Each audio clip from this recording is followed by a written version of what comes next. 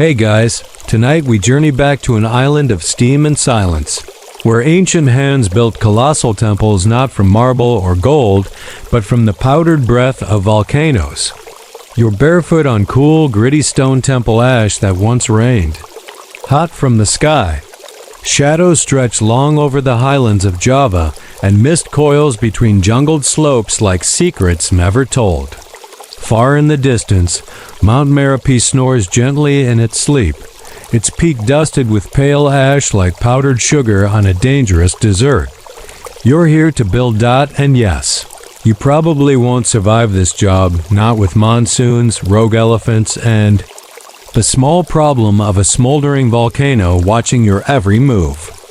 But for now, let's pretend you will dot so. Before you get comfortable, take a moment to like the video and subscribe, but only if you genuinely enjoy what I do here. Feel free to comment where you're listening from and what time it is there. Always love seeing that dot now.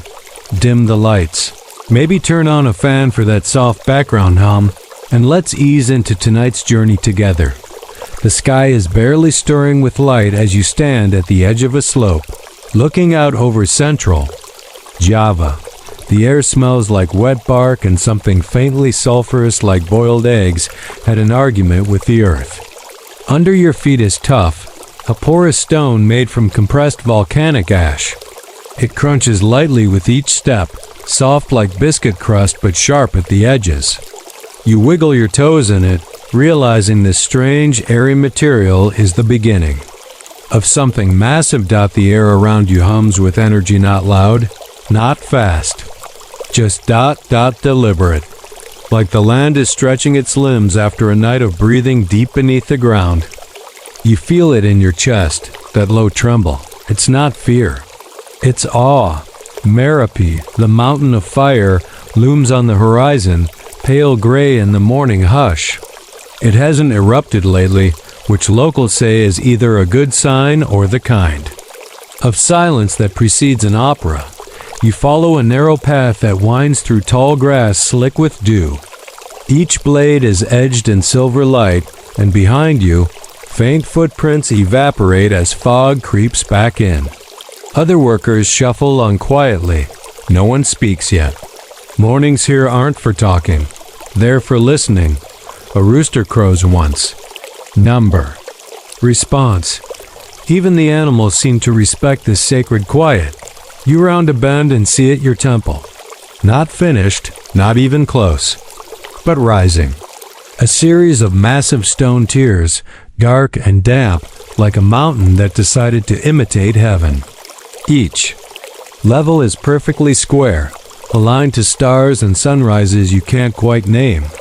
Historians still argue whether these alignments were purely symbolic or part of an ancient astronomical calendar system.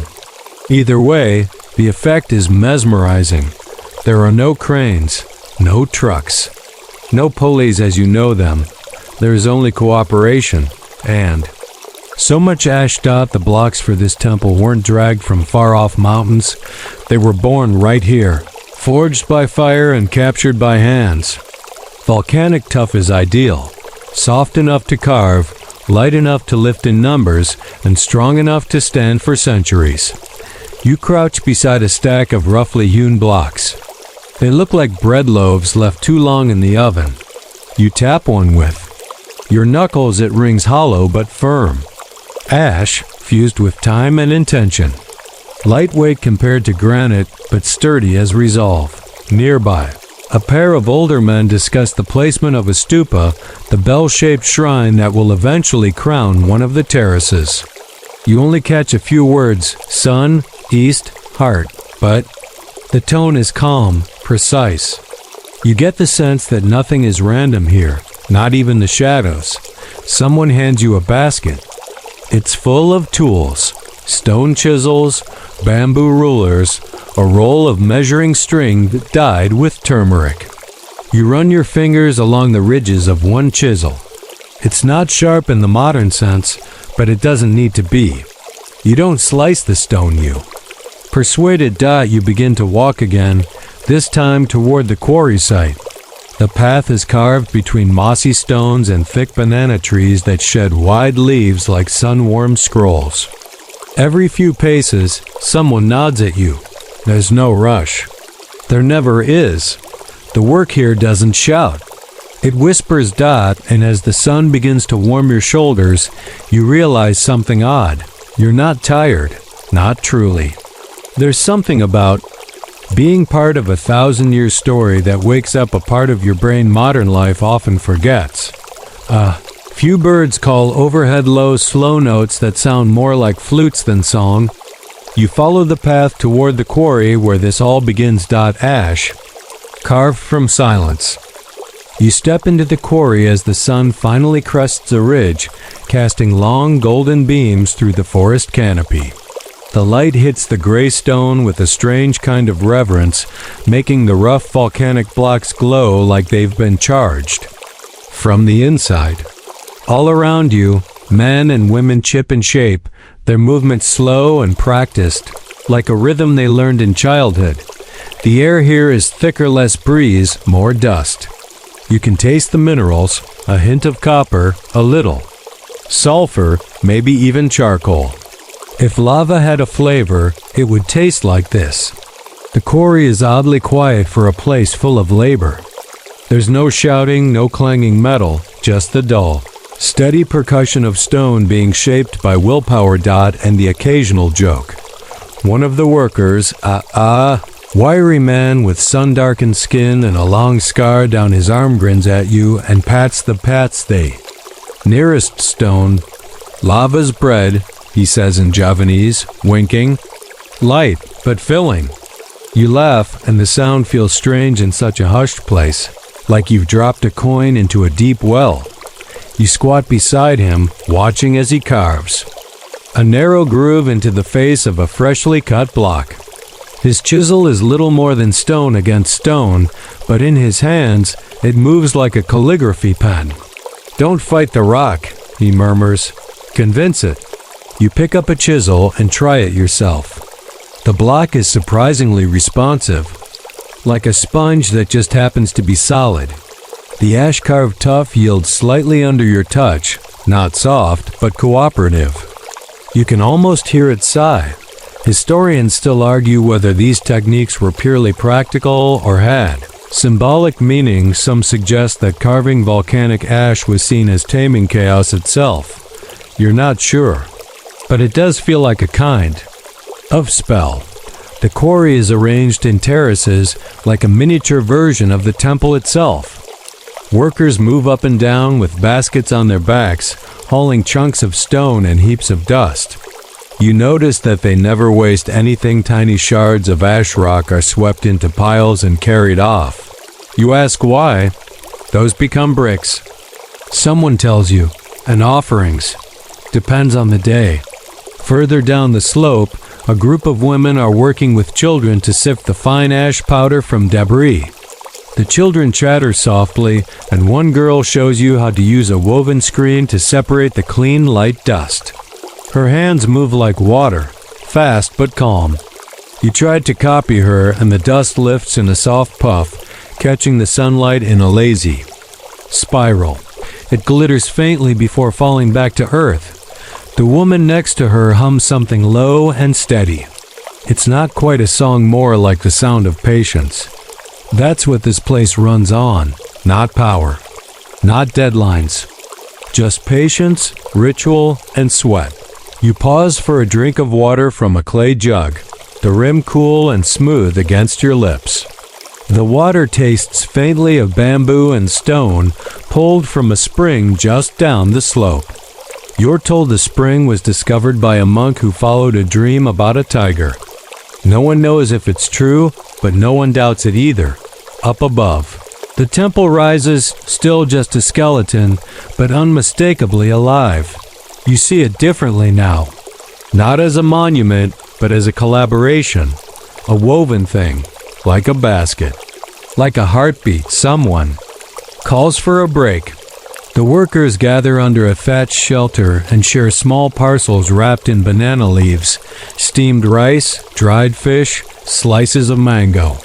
You're handed one without question. That's the rule here. Everyone eats. Even if all you've done is drop your chisel 6 times and make a lopsided groove that looks more like a smile than a seam, you eat in silence, watching dust drift lazily through the beams of light filtering down. A boy fans a fire nearby with a palm frond. The smoke smells sweet someone's thrown in eucalyptus bark.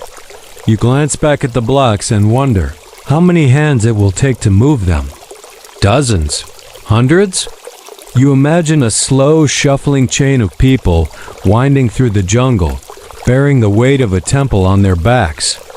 One piece at a time, not for glory, not even for money, but because that's what people here do. They build from ash. They carve prayers into powder.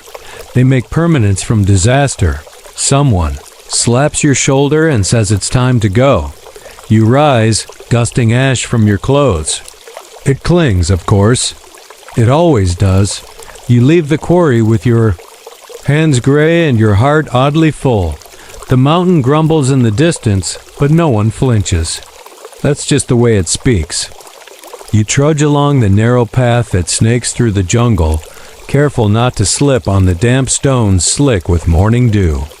The air is still thick with mist, and everything around you glistens in shades of green and silver. A low fog hugs the ground like a secret, and the only sound aside from your breath is the occasional squawk of a jungle bird or the drip of water from an overburdened leaf. Ahead of you, the trail rises, slowly, almost imperceptibly, but you feel it in your thighs and calves. The ascent is deliberate, purposeful, and not just because of the view.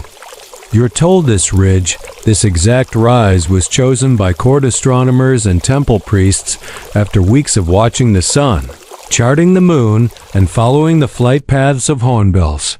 You arrive at the crest, panting slightly, and step onto a flat, grassy clearing. It doesn't look like much, just a patch of open earth framed by volcanic peaks, but there's a quiet power here. The locals say it's a thin place where the heavens are just a little closer to the earth. You believe them. A priest, wrapped in deep russet robes, stands off to the side, holding a smooth obsidian disc. He raises it to eye level and peers through a tiny hole bored in the center. Slowly, methodically, he moves to another point along the ridge and repeats the process. He's mapping something you can't see, but you can feel it.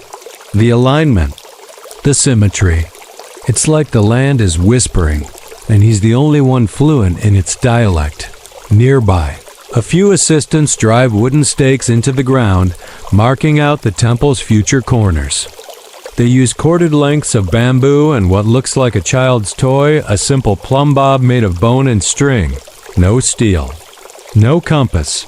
And yet the lines they draw feel uncannily straight, almost cosmic. Historians still argue whether these alignment techniques were purely mathematical or also spiritual. Some claim the Javanese temples are part of a larger grid connected not only to each other, but to celestial bodies, volcano peaks, and ancient trade winds. Others call that wishful thinking. But as you stand there, the sun breaks through a slit in the clouds, landing perfectly on the spot where the central shrine will one day rise. You feel the hair on your arms stand up. A nearby woman taps your elbow and points at your feet. You've stepped across one of the invisible lines. She's not angry, just amused. The ancestors trip those who don't look down, she says. You take a respectful step back. You notice now how the layout reflects more than architecture. There's geometry here. Yes, but also philosophy. The temple will be a mandala in stone, a diagram of the universe itself. Each layer representing a plane of existence, each stair a step towards spiritual clarity. And it all starts with this ridge. Further up the slope, some of the highland farmers arrive with baskets of volcanic rock, their loads balanced expertly on either side of long wooden poles. You help them unload the stones, each piece warm from the morning sun, each shaped roughly but intentionally. No two are the same, but together they form something larger. Something permanent. You learn that before the foundation is laid, there is a ceremony. Not grand, not loud, but essential. A bundle of betel leaves, flowers, rice, and a small carved wooden bird is placed at the four corners. Then the priest kneels and breathes slowly, pressing his palms to the earth. Everyone falls silent. You do too. Later, someone explains that the priest was asking permission not from a god in the sky, but from the land itself. The mountain, the soil, the buried memories beneath your feet. Nothing is built here without consent. You walk along the freshly marked lines, imagining the temple rising around you. You try to picture the spires, the relief carvings, the sense of awe that future generations will feel. But it's hard to hold it all in your head. Right now, it's still invisible. Just ropes and stakes and muddy footprints. Yet somehow, it feels inevitable. Like it already exists, just waiting to be revealed. You sit for a moment at the edge of the clearing, watching a cloud snake its way through the valley below. The scent of clove trees and damp stone fills your lungs. A rooster crows somewhere. In the distance, followed by a chorus of rustling bamboo leaves. A bee bumbles past your ear. UNBOTHERED. Beside you, a young boy sketches in the dirt with a stick. You glance over expecting doodles, but his lines are precise. A spiral, a lotus, a mountain. You realize he's copying the diagrams from the priest's scrolls by memory. You ask him who taught him. No one, he says with a shrug. I've just always known, you smile. Maybe he has. You head back down the slope slowly, feet crunching over fallen leaves. The clearing fades behind you, swallowed again by mist. But you know it's there marked, blessed, aligned. A future waiting to happen. The next day, you're up before the sun. The air is cooler than you expected, and there's a hush over the valley that feels almost sacred. The workers are already gathering slowly, sleepily, with bundles of straw, small hammers carved from wood, and baskets full of ash-dark gravel. You follow them to the building site, the newly blessed clearing from yesterday, now lively with purpose. You half expect to see modern scaffolding, something loud and metallic, but there's none. Just bamboo poles lashed with fiber rope and woven mats laid out to keep the soil from becoming too muddy. It's all deceptively simple. Handmade, biodegradable, and yet strangely efficient. You pass a team cutting straight lines into the earth with sharpened digging sticks, shaping trenches for the temple's foundation. That's when you learn what they're really standing on: volcanic ash. Not just the loose, powdery kind that blows away with the wind, but the compressed kind. Tufa, pumice, stone made from ancient eruptions. And not just any stone, lightweight, porous, but durable. The kind that's easy to carve but hard to break. You kneel to touch it. It's cool and faintly gritty, like weathered bread crust. A man beside you grins. Stone with memory, he says. Fire made it once. We just wake it up. Mainstream scholars agree. The ancient Javanese understood this volcanic stone intimately.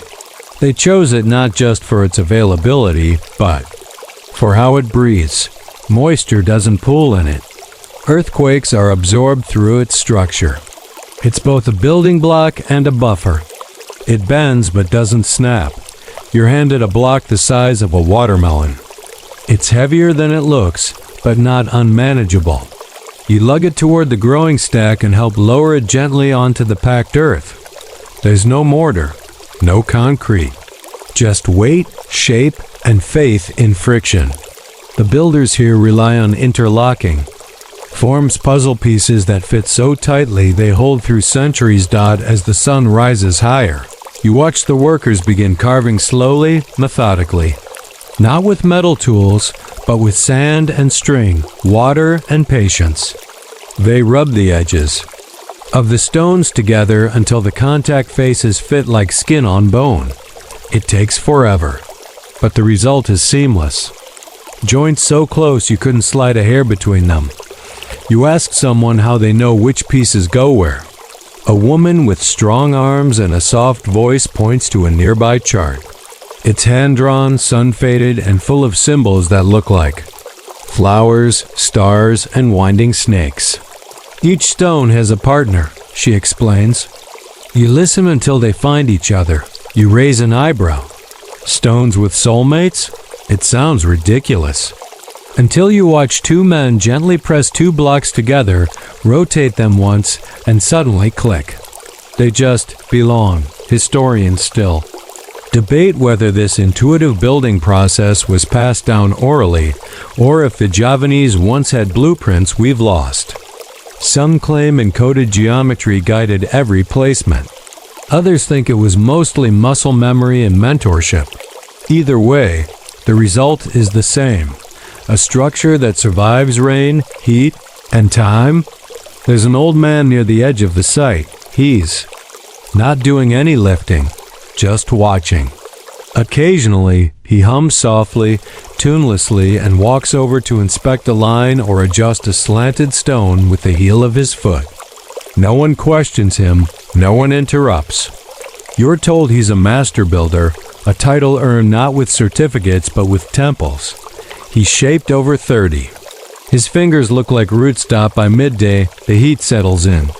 Shirts are damp, brows shine, and you're starting to envy the shade. Workers pass around clay cups filled with tamarind water and something that tastes faintly like basil. You take a long sip, grateful. A group of young apprentices returns from the river with baskets full of smooth pebbles. Not for decoration, you're told, but for drainage.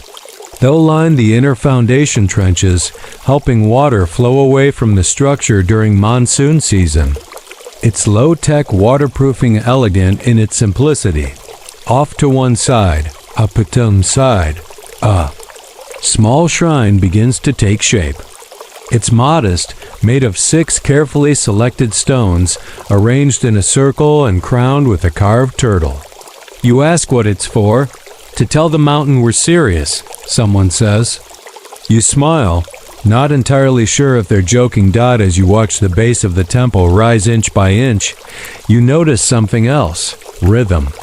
Not just in the motions, the lifting, setting, smoothing, but in the breaths of the people around you. No shouting, no urgent rush. Just movement in sync, like a communal heartbeat. It's less like construction, more like ceremony. You glance at a young girl squatting beside a rock, humming while she runs her hands over its surface. Her mother is nearby, shaping a cornerstone with slow, precise movements. No one yells at her to hurry. No one checks a clock. The temple will be ready when it's ready. Above, a bird calls sharply and vanishes into the canopy. You look up, catching a glimpse of the volcano that looms in the distance. It hasn't erupted in decades, maybe centuries, but its presence is constant. That's the gamble, isn't it? Building something sacred on land that breathes fire. Maybe. That's part of the point. You think again about that phrase, stone with memory. Maybe the volcano doesn't just destroy. Maybe it offers the perfect gift. Material that remembers heat but stands against it. Fragile looking, but indestructible. You brush the volcanic dust from your hands and step back, watching the temple rise stone by stone, memory by memory. By the time evening rolls around, your legs ache and your arms are lightly dusted with gray. The volcanic ash clings to everything. Your shirt, your lashes, the shallow creases of your knuckles. But oddly, you don't mind. The work has a meditative rhythm to it. The kind that lulls your thoughts into slow spirals instead of sharp zigzags. You sit near a pile of carved stone blocks and watch the sky soften from saffron to indigo. Around you, fires are being lit small, controlled, each encircled by smooth river stones and tended by hands that clearly know how to coax heat without smoke. Smoke invites the spirits, someone murmurs beside you. Too much of it, and they'll think something's wrong. Tonight is a preparation night. Not for building, but for alignment. A low platform is being assembled, not part of the temple itself, but something temporary. A viewing space. A compass of sorts. It's made from bamboo and fiber rope, forming a perfect square oriented to the 4 cardinal directions. Every builder, from apprentice to master, walks the perimeter with their palms pressed together. Quiet, focused. It's not religious exactly, but it's not religious either. You hear someone mention Aksara, Jawa, a sacred alphabet still used in rituals. Letters meant not just to communicate, but to balance. The ancient Javanese believed that script, architecture, and cosmology were all part of the same equation. Write wrong, and you might build wrong. Build wrong, and the cosmos might get wobbly dots, so tonight, the builders aren't laying stone. They're laying direction. A group of older men and women begin marking the ground with chalky powder. They use small paddles of woven palm leaf dipped in white ash and red earth. Constellations are traced onto the soil symbols that represent stars, animals, ancestral spirits. Someone points to one and says, "This is the turtle. This one, the rice stalk. This is the tail of the serpent." They aren't just drawing. They're anchoring the temple in the sky. Historians still argue whether the alignments of these temples were meant purely for agricultural timing, like solstices and equinoxes, or if they carried a deeper metaphysical intention. Some say the symmetry was spiritual, a reflection of inner and outer harmony. Others claim it was just clever engineering to make sure the buildings caught the morning sun. You stretch out on the ground, belly down, and run your fingertips along the dusty, turtle shape. It's nothing but powder on dirt, and yet it holds weight.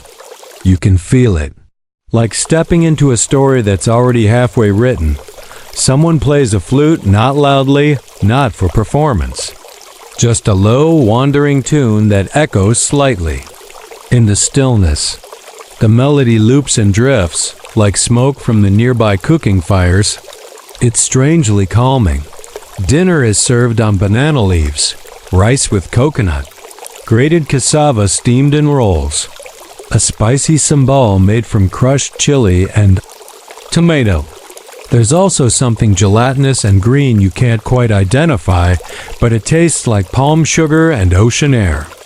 You eat slowly, deliberately, the way everyone else does. As the stars emerge, a small ceremony begins. A boy no older than 10 carries a glowing bundle of herbs from one compass point to the next. At each direction, he bows and speaks something, under his breath. Not loud enough to be heard, but loud enough to be real. Then, silence again. You look across the building site. The half-raised base of the temple now seems to shimmer slightly in the moonlight, like it's exhaling. The Volcanic. Stone is good at this, catching light, softening shadow. Some blocks even seem to glow faintly, reflecting starlight with a dull silver sheen. An elder crouches beside you and begins tracing a shape in the dirt. A rectangle with a curved roof, a dot in the center. He explains in a whisper that the temple's design mirrors the mountain, its self-wide base, narrow peak. The dot? That's the Garbhagriha, the womb chamber, the sacred center. You blink slowly, so it's not just architecture. It's anatomy. Temples here aren't just places of worship. They're microcosms. Every part has a function, not just physically, but symbolically. Columns represent limbs. Inner sanctums are hearts or bellies. Roofs curve like backs. The whole building is a body in stillness. You rub your own shoulder. It's sore, but it feels earned. Someone hands you a cup of ginger tea. It's hot, earthy, and just the right kind of spicy. You sip while the elder continues his sketch, now drawing smaller symbols around the temple body. Eyes, hands, mouths. He grins. Every temple must speak, he says, or why build it? You wonder aloud. If they ever wrote poems into the stone, he nods. Always. Hidden, but always. And sure enough, tomorrow you'll see them tiny inscriptions carved into corners beneath beams around door frames. Not big, braggy messages, just fragments. A name, a proverb. A warning to termites. That's the magic here. Nothing is just what it is. A rock is a record. A wall is a sentence. A roof is a question left for the wind to answer. You lie back again, letting your body press into the cool earth. The night is full of small sounds now. Crickets, distant owls, the hush of bamboo swaying. The temple glows in its partial form, skeletal and strong. You close your eyes, letting the rhythm of breath, stone, and sky merge into something slow and steady. There's no hurry here. No alarms, no flashing progress bars, no steel-toed boots. Just people, dust, and time. And a temple, slowly remembering how to become a mountain again. Dawn returns with that same slow, golden confidence. No blaring trumpets, no noisy chickens, just a gradual warmth that seeps into your blanket before it touches your skin. You sit up, back stiff, but mind already humming with a kind of sacred anticipation. Today the temple rises, not just in parts or lines, but upward. The stone blocks, each heavy enough to sprain your thoughts, are waiting in careful stacks nearby. They've been quarried from the same volcano you slept beneath last night.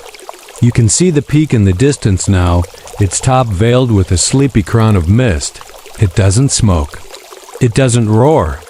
But it's there, watching. The builders say. The mountain chooses when it gives and when it takes. This morning's task? Lifting. But not with cranes or pulleys, those haven't been invented here yet. Instead, the builders use a combination of ramps, bamboo scaffolds, and a frankly ingenious system of inclined planes greased with banana trunks. You didn't even know banana trunks were slippery, but you'll never forget it now. A young boy whooshes past you on a piece of bark, laughing like it's a jungle amusement park ride. You stare at the whole setup and realize you're about to help hoist volcanic rock up a slippery ramp using wet plants and prayer. This could either be a beautiful ritual or a live-action cartoon. Historians still debate how efficient this method really was. Some argue the builders must have had metal tools, even rudimentary pulleys. Others insist the use of gravity, leverage, and teamwork made high-tech unnecessary. And then there's the camp that simply shrugs and says, "We still don't know how they did it, but they did." Your role today is to help guide the stones up the ramp, not pushing, not pulling, just ensuring they stay aligned and steady as the rope-bound sleds glide up the incline. You walk backward, arms out like a tightrope coach, whispering encouragement to a boulder that absolutely does not care.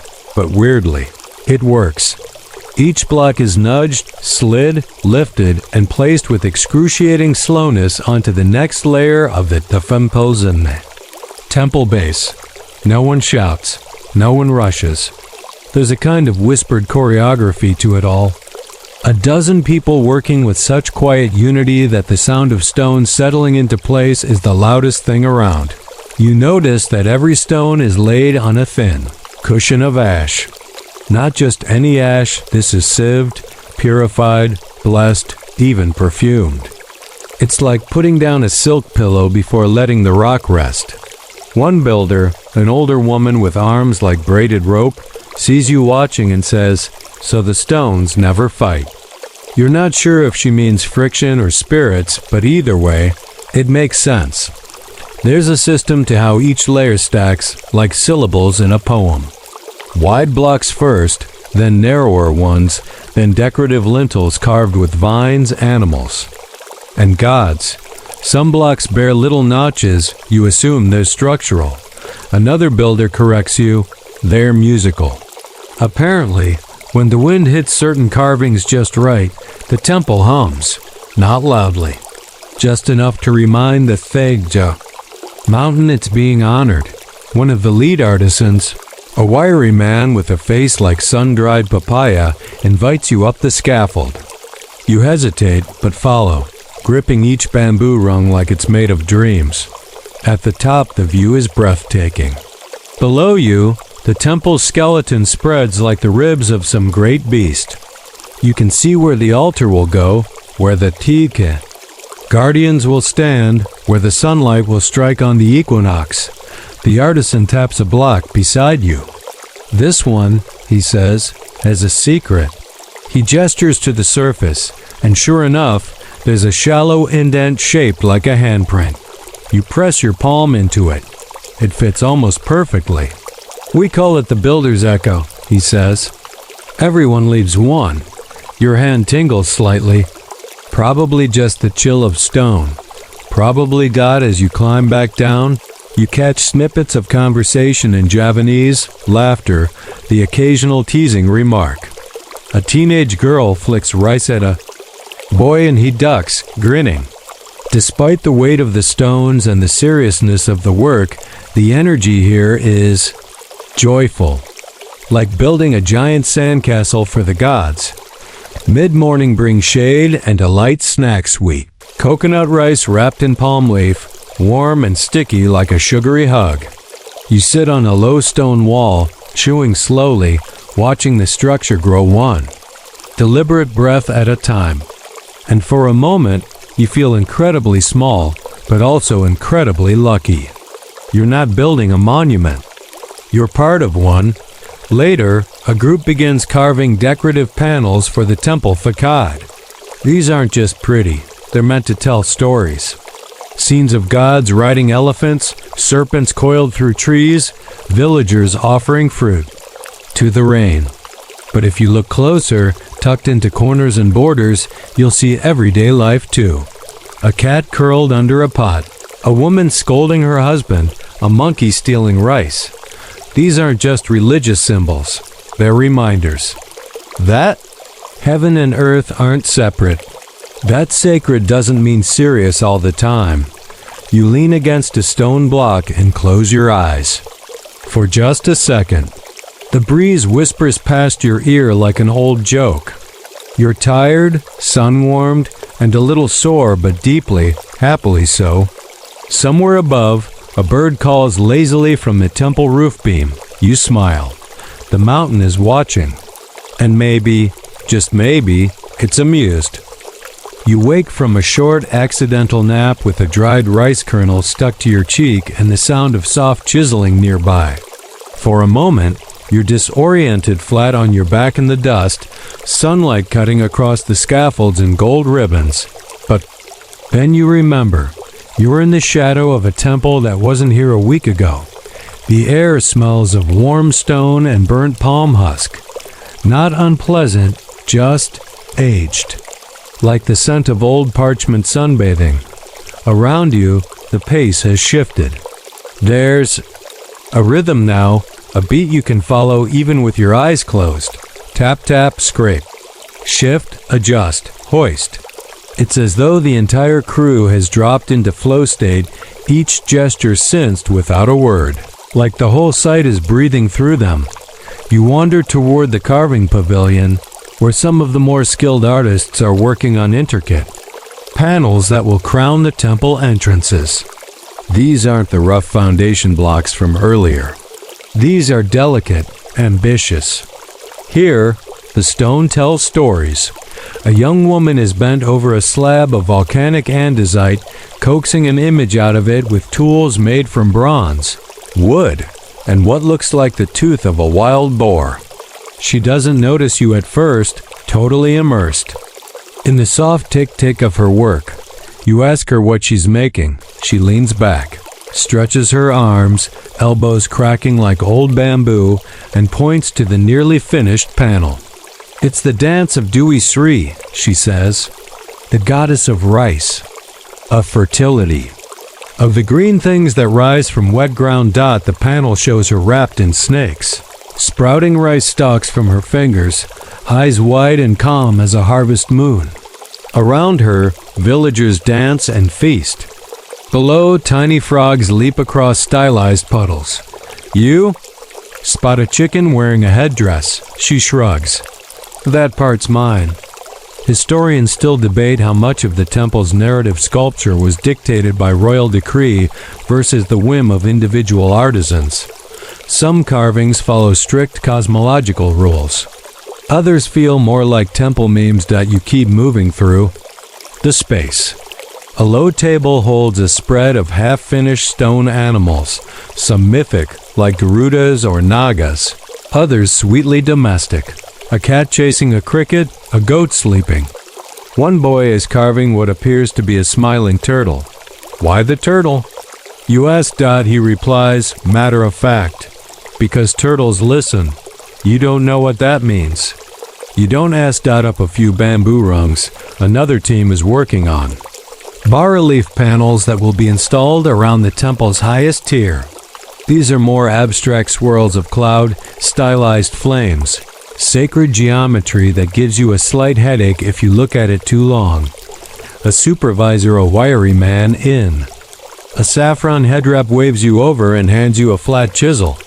Try the edge, he says. You kneel, line up the tool, and tap gently. Nothing. He smiles and takes your hand, adjusts your grip. You have to hear the stone. It tells you when. You try again. Tap. This time, a small shard flakes away, clean and sharp. You feel oddly proud. It's not perfect, but it's yours. A microscopic dent in the cosmic face of a temple. Lunch arrives in leaf-wrapped bundles, again more coconut rice. A few slices of salted fish and fermented bean paste that smells challenging but tastes oddly floral. You eat on the steps of the half-built shrine, shoes off. Toes curling into soft dust. The food settles like a lullaby in your belly. After lunch, you're invited to help with pigment preparation. Though the temple is carved from stone, it's not meant to stay gray. Once completed, it'll be vibrantly painted turquoise skies, deep red halos, gold-trimmed gods. The paints are all natural. Cinnabar for red, lapis for blue. Burnt coconut shell for black, crushed eggshells for white. The yellow, you're told, comes from mixing turmeric with something called cow patience. You do not ask. Your job is to grind turmeric root with a rounded stone until it becomes a thick paste. You kneel beside an old woman who hums softly as she stirs crushed beetle shells into oil. She catches your eye and smiles. Even the gods need makeup, she says.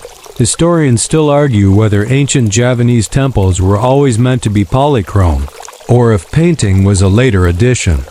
What's clear is that color was part of the storytelling, each hue carrying symbolic meaning, each layer applied with almost ceremonial care.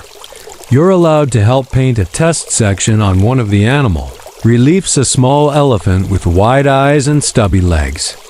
You dab on cobalt around its feet. The blue darkens as it dries, then fades slightly in the sun.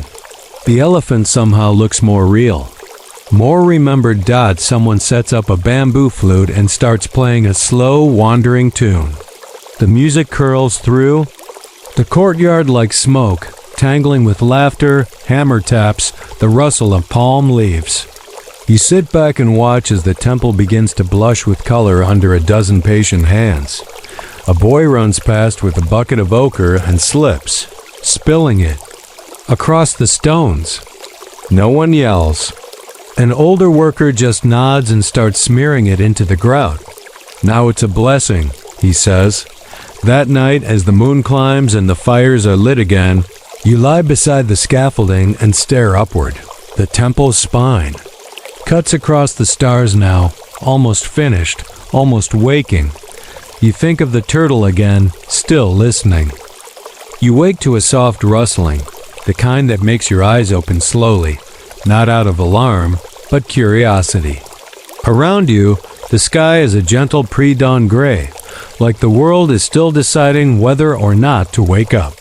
A few embers from last night's fire blink in the ash, and somewhere, A rooster performs his daily obligation with impressive confidence. Today is not about chisels or stone or scaffolds. Today is about alignment. You stretch your back, bones crackling like a bamboo floorboard, and shuffle toward the temple. Already, the site is buzzing, not loud or chaotic, but purposeful. Workers in teal and russet wraps move up and down the platform, carrying plumb lines, wooden stakes, and thin sticks tied with feathers. What's going on? You ask, rubbing sleep from your eyes. Someone hands you a long strip of dried palm bark covered in tidy lines and geometric patterns. Where? Checking the temple's spine. They say. The spine? That's what they call the central axis of the temple. The invisible line that runs from the innermost shrine straight to the outer steps, bisecting the space like a compass needle. It must align with the mountains, with the wind, with something older than calendars. Historians still argue whether the precision of these alignments came from astronomical knowledge, mythic instinct, or just a lifetime of watching the stars. Maybe all three. What's certain is that the ancients didn't eyeball it. A priest appears, his robes patterned with layered triangles, face partly painted with ash. He doesn't speak much, just gestures. You follow his lead as he plants a long pole in the soil at the base of the temple and ties a thread from it to a mirror laid flat on the stone. As the sun rises, it catches the mirror and bounces a narrow beam of light down the temple's axis. People freeze. They watch. If that beam strikes the center of the sanctum door, all is well. If it veers, even a handspan, it means adjustments are needed. You hold your breath. The light slides like a whisper across carved stone, then lands perfectly in the middle of the doorway. A collective exhale. A few claps. One man offers you a sticky rice ball in celebration. You take it like communion. After that, the real work begins. The upper tiers of the temple are being assembled today. Not carried, but raised. You assumed cranes were out of the question, and you were right. Instead, they use ramps, massive, sloping earthworks that wrap around the temple like a snail's shell.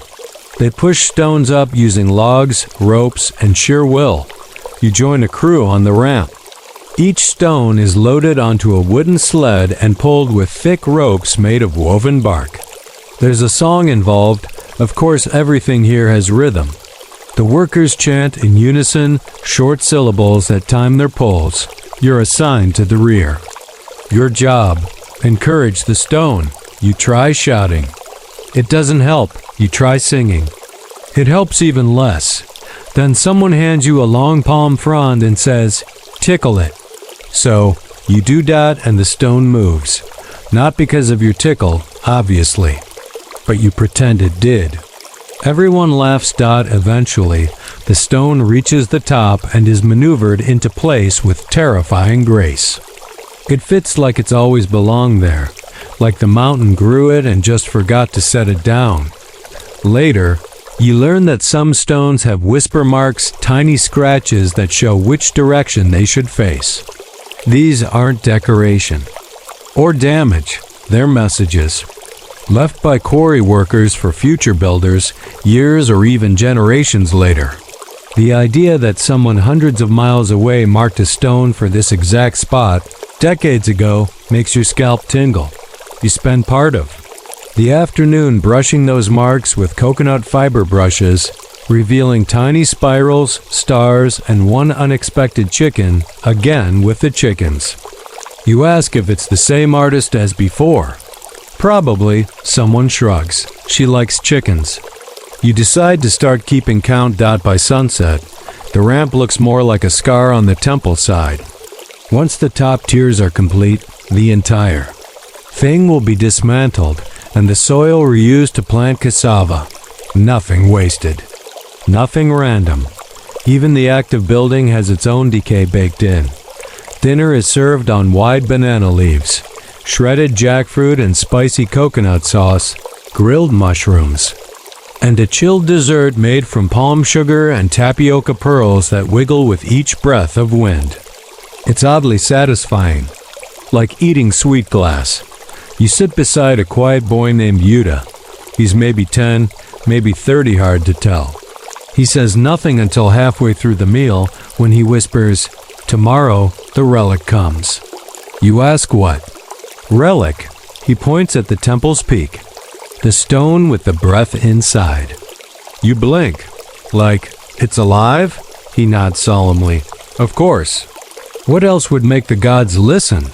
You don't know how to respond to that dot as the sky darkens. You climb the temple's upper tier to watch the stars rise again. From here, the world tilts in a way that makes everything below feel temporary. You can see the ocean's edge if you squint.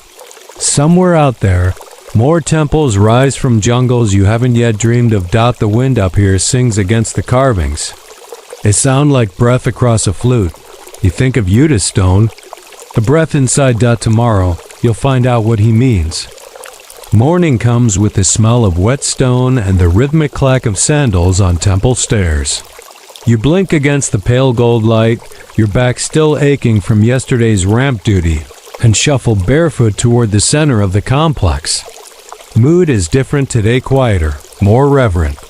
You feel it in the way people move. No shouting, no hammers ringing against rock. Just the soft murmur of brooms sweeping dust and the occasional squawk of a chicken who, apparently, has not read the room.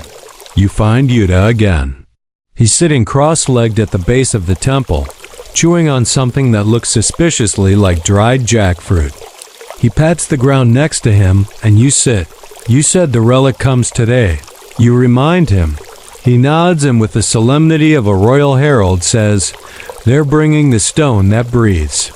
You're still not sure if this is poetic, license, or geological mystery, but before you can ask, a hush falls over the crowd. A procession has arrived. They come from the east, where the path winds through terraced rice fields and clove groves.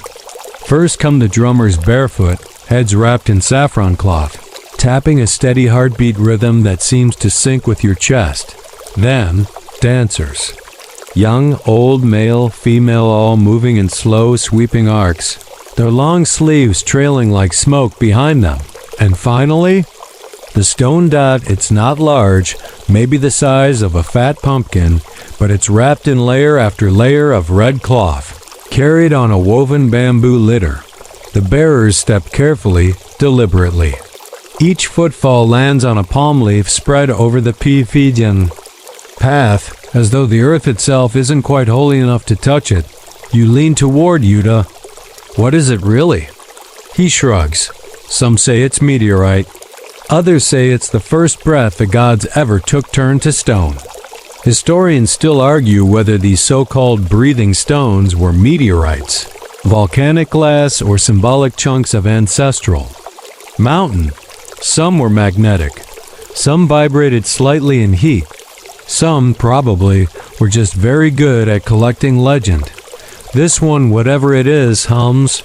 You can't hear it exactly, but you feel it, a low-frequency buzz in your feet, like standing too close to a giant drum before the beat drops. The stone is placed on a carved pedestal at the summit of the temple. Around it, an altar of offerings blooms. Slices of jackfruit, turmeric paste, strands of dried jasmine, a tiny bowl of honey, and oddly, 3 smooth pebbles shaped like duck eggs. "They're for balance," says a woman next to you. So, the breath doesn't roll away. The priest steps forward, face painted in ash, voice low and almost melodic. He doesn't chant, not this time. He breathes.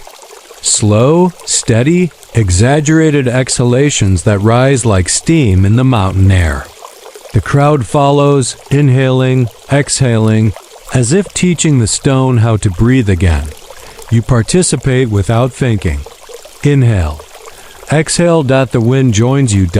That curls around the temple's curves, flutters the prayer claws strung like banners from spire to tree, and rustles the ichu grass that still clings to scaffolds. For a moment, You swear the stone trembles. Then it's done.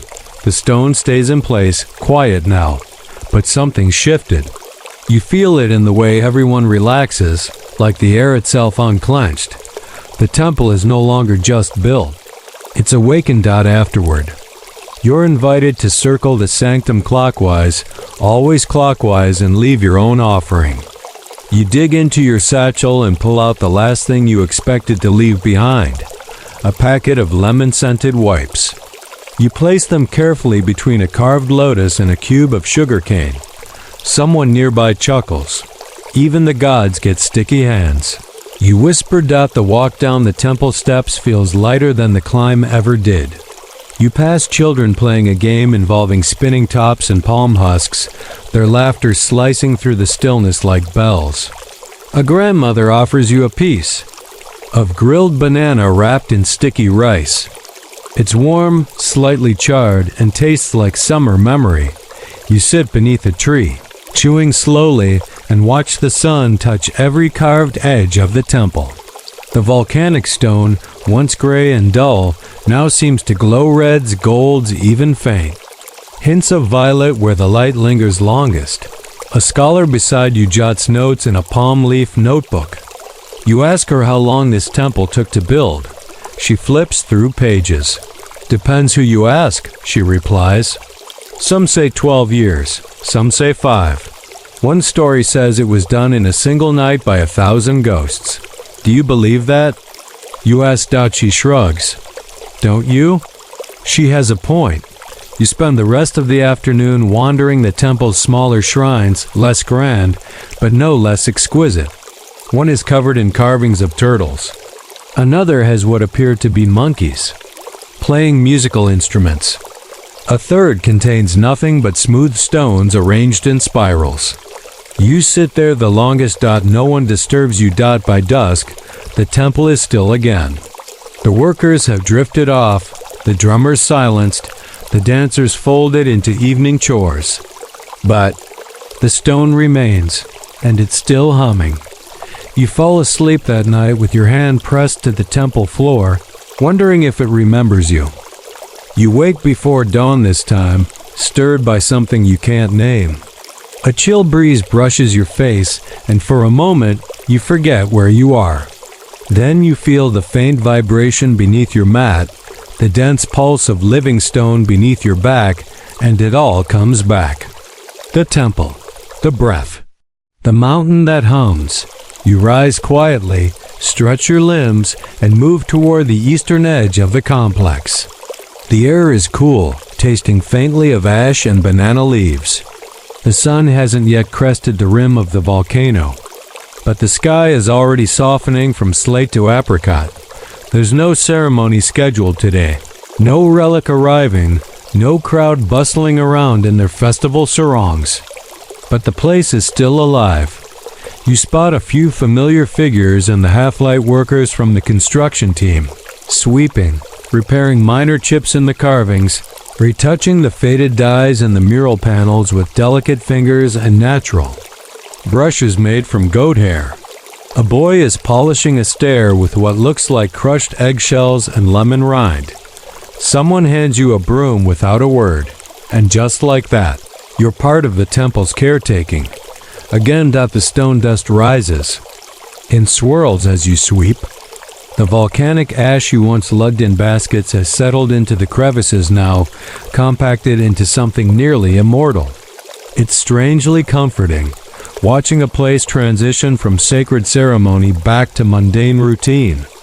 You find yourself at the main causeway again, the grand promenade leading from the outer gate to the central shrine. The paving stones are slick from mist, and tiny moss tendrils curl between the cracks like ancient calligraphy. You crouch to examine them and spot something odd.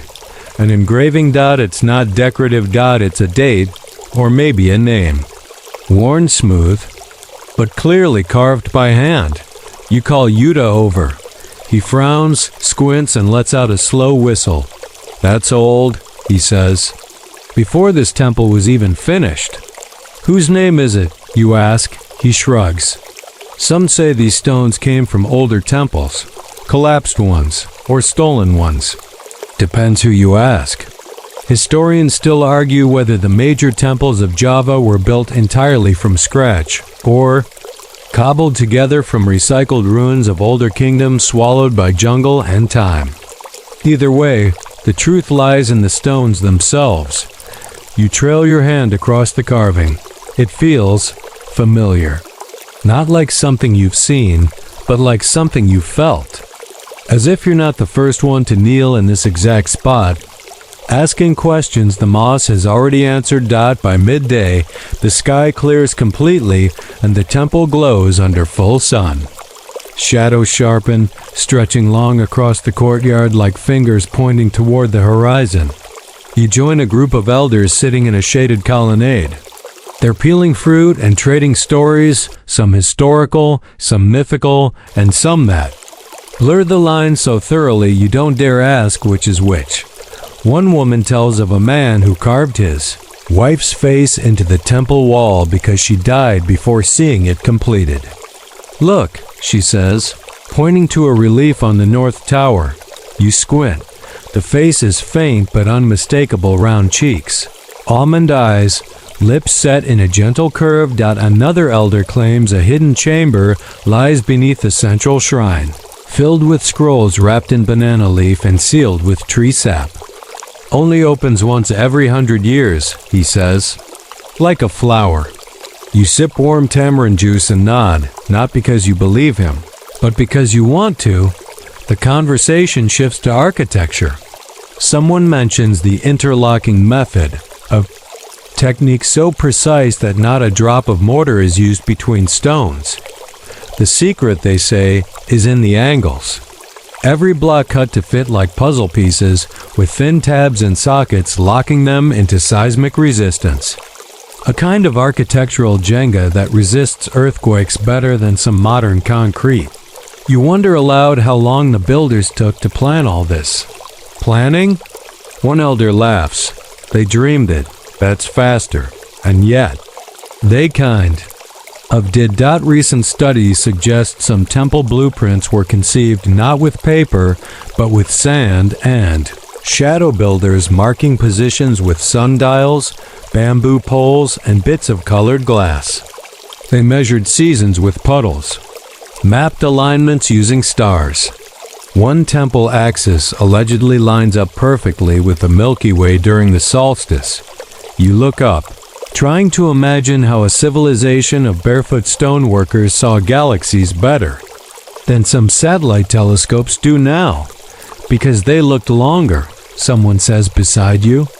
You hadn't realized you'd spoken out loud. By late afternoon, the temple welcomes its quieter visitors, monks, lone pilgrims, and the occasional wedding couple dressed in head-to-toe gold. They move slowly, carefully, never raising their voices. Above a murmur, their footsteps echo lightly like they're borrowing time from somewhere else. You wander to a shaded pool behind the northern wall. Lotus leaves drift across the surface, and dragonflies skitter above the water like nervous thoughts. You sit on the cool stone rim and dip your fingers in. The water is surprisingly warm.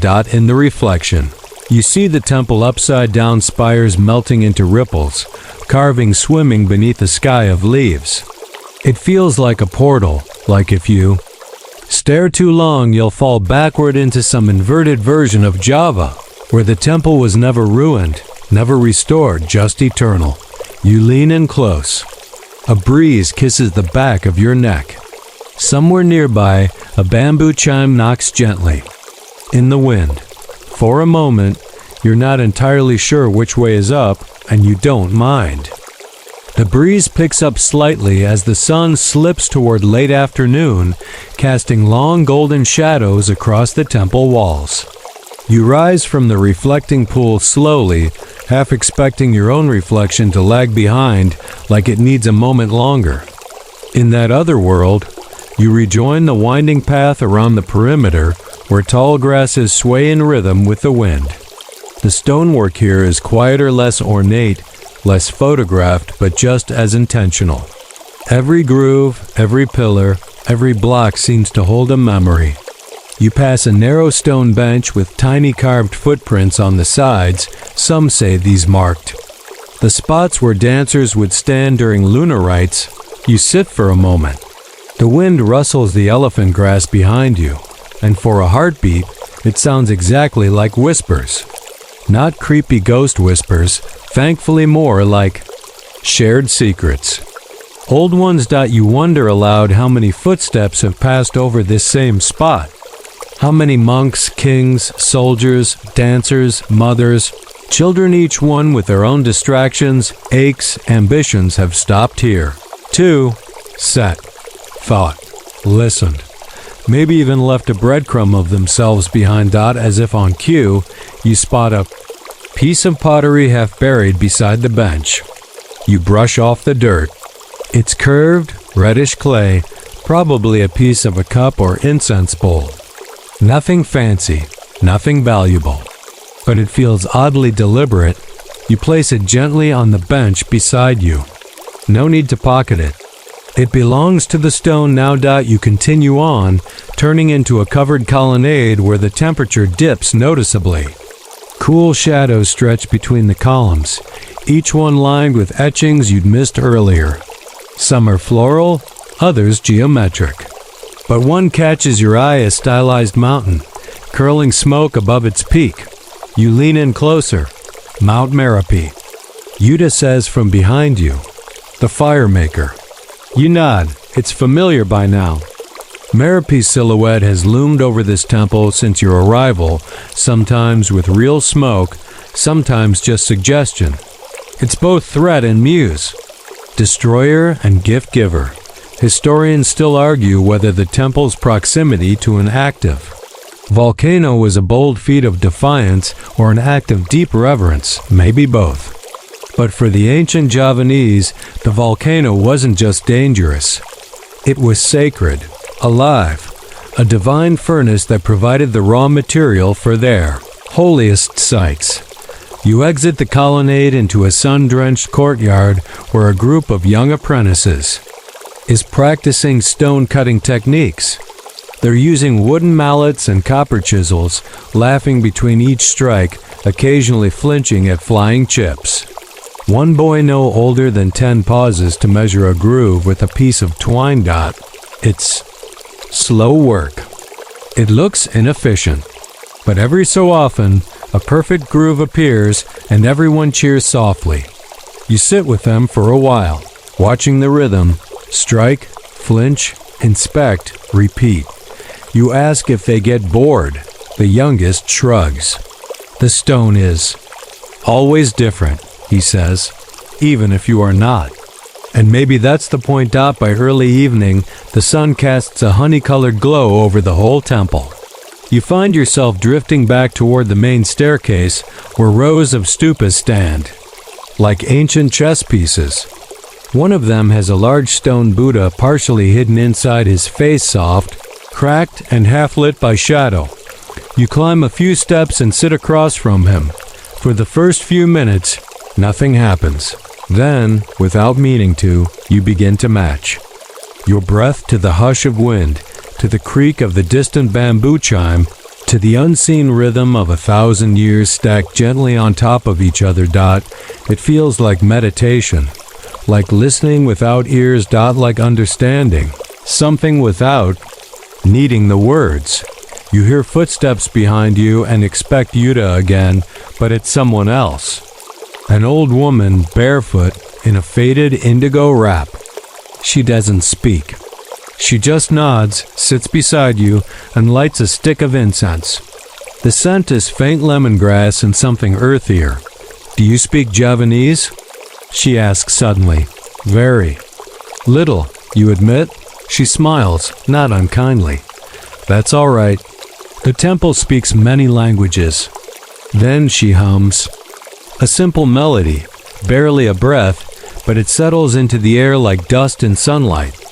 You sit together in silence for a long while. Eventually, she rises, bows slightly to the Buddha, and pads off down the stairs. You remain, listening to the incense. Crackle. Later, you find a smaller temple tucked behind the central tower. It's rarely visited, overgrown with vines and shaded by a tamarind tree. The door is half blocked by a fallen beam, but curiosity gets the better of you. Inside, the air is cooler, still, smelling faintly of old ash and honey. There are no statues here, no offerings, just bare stone, smooth as driftwood. On one wall, faint handprints, some large, some child-sized press into the surface like a farewell frozen in time. You raise your own hand, press it beside them, it fits. Not perfectly, but enough to feel like a handshake across centuries. You whisper thank. You, without knowing exactly who you're speaking to, but you're certain they heard. By the time you step back out into the fading light, everything has taken on that muted hush that dusk tends to bring. The colors of the temple shift. What had been warm golden stone becomes soft slate blue, as if the temple itself is settling down for the night. You roll your shoulders. The day has crept into your muscles, and they protest in the satisfying way that comes after real work, real presence. You wander aimlessly now, letting your feet guide you more than your mind. Down another flight of worn steps across a moss-laced courtyard where tiny frogs chirp from the cracks in the paving stones and into a low archway you hadn't noticed before. It opens into a vaulted chamber, a place less decorative, more utilitarian. Storage, maybe. Or a workspace. Inside, stacked clay jars line the far wall, some sealed with wax, others with folded palm leaves. You lift one carefully. It's heavy and faintly warm. You sniff it. Fermented rice, you think, or maybe turmeric paste. You set it down with a thump that echoes strangely in the chamber. The sound feels a little like laughing with your mouth closed. A little ways in, you spot an ancient loom, abandoned but intact. The fibers still stretched between its arms like the lingering memory of a song. And next to it, a bundle of unfinished textiles wrapped in soft, aged cotton. One of the patterns catches your eyeballed zigzags of saffron and black, edged in tiny red spirals. Familiar.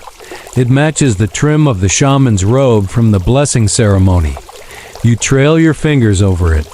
The thread is coarse in places, silky in others. Someone made this. Sat here, hour after hour, feeding their thoughts into the rhythm of shuttle and weft. You picture them, hunched slightly, humming to themselves. The air thick with dye fumes and concentration. Historians still argue whether these designs were strictly decorative or whether they held meanings now lost, hidden language woven into fashion, a quiet conversation between initiates.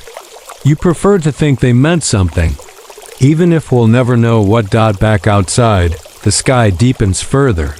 A pair of oil lamps flicker to life along the temple path. Their flames are small, golden like blinking fireflies.